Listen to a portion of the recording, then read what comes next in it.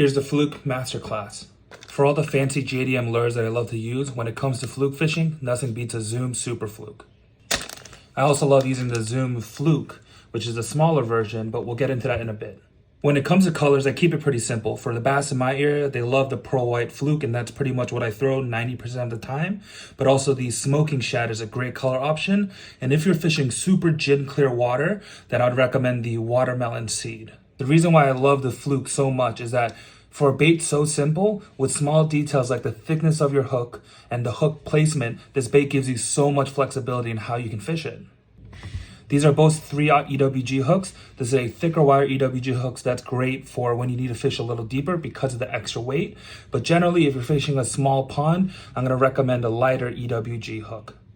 When it comes to fishing a fluke, hook placement gives you two completely different actions depending on how far you drive the EWG through the head of this bait.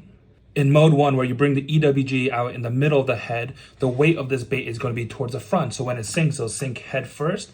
But also when you jerk it, it'll keep this bait under the surface of the water.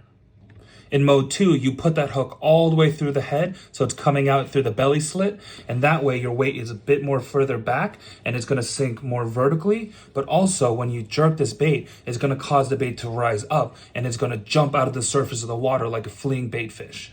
Right now, as water temps are warming up, I love fishing this fluke in a mode 2, so that thing is jumping out of the water. There's nothing more fun than a bass chasing this thing down. But because it's moving so fast, if a bass hits this lure, just make sure to give it a split second to eat it more and then set the hook. And in the summer, once it gets super hot and the bass go deeper, or if you just have a deeper pond, I do like using a thicker wire hook on mode 1 to get that bait down closer to the bottom, and I will almost even just hop it off the bottom instead of using it quickly. For all of you that fish pressured ponds or want to just catch a bunch of bass in the day, that is when the fluke comes into play.